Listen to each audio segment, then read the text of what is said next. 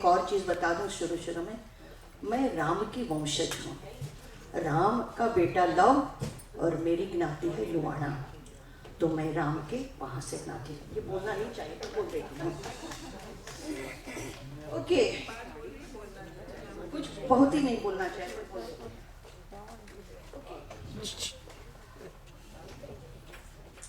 चैत्र मास की 9वीं तिथि, वर्षों की प्रतीक्षा के बाद आज मां कौशल्या की गोद भरने वाली है। भविष्यवाणी हो चुकी है, पुत्र जन्म होने वाला है। नाम पहले से ही निश्चित है, राम। महाराज दशरथ शुभ सूचना के लिए व्याकुल है, पर मां कौशल्या के मन में खलबली मची हुई है।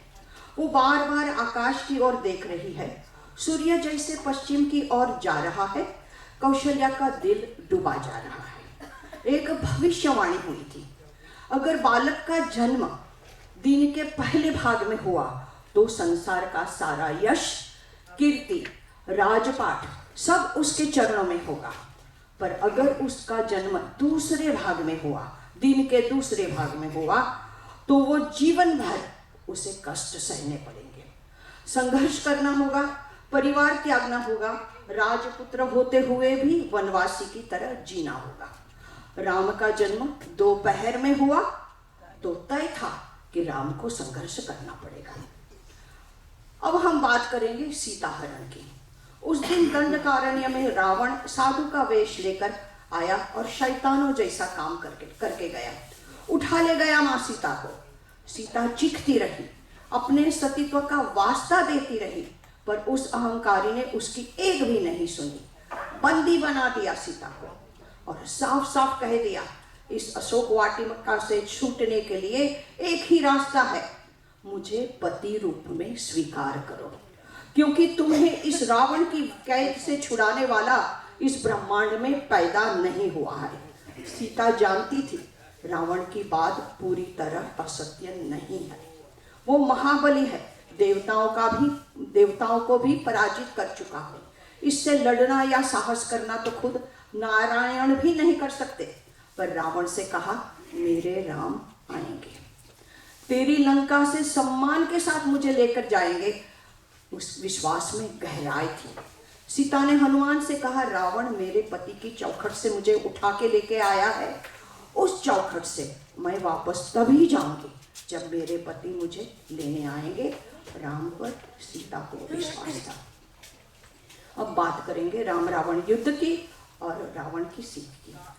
राम लंका पहुंचे, युद्ध शुरू हुआ। राम ने विभीषण को रोते हुए देखा।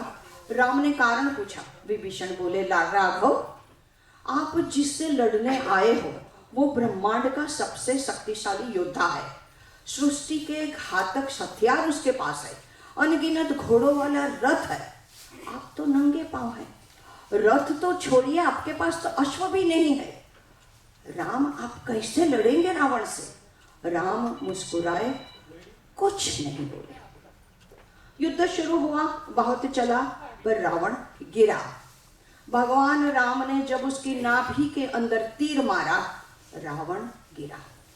पूरी भूमि डोली, पूरी भूमि डोली। जब रावण गिरा, सब इकट्ठे हो गए। उसका भाई विभीषण, राम, लक्ष्मण, हनुमान, वानर सेना, सब के सब।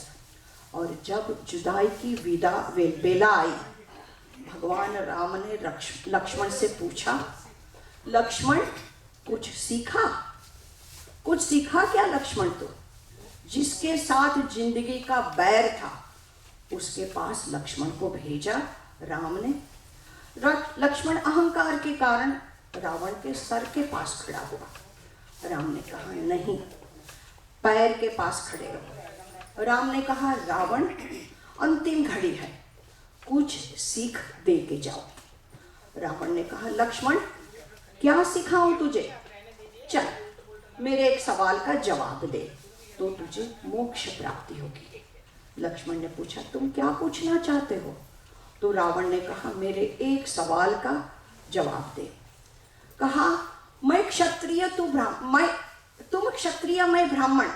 मेरा कुल तुमसे बड़ा, मैं कुल से तुमसे अधिक हूं। मैं चारों वेदों का ज्ञाता हूं। मेरे ज्ञान पूरी दुनिया में उसका डंका बजता है। मैं सबको अपने से निर्बल समझता हूँ और तुम दो वनवासी भाई, मेरी सेना तुमसे बड़ी, मेरा कुल तुमसे बड़ा, मैं ज्ञान में तुमसे बड़ा, मेरी सेना तुमसे बड़ी, देवता भी मुझसे कांपते हैं, और तुम दो वनवासी भाई नंगे पैर आ गए और मेरी ही धरती पर मुझे हराया।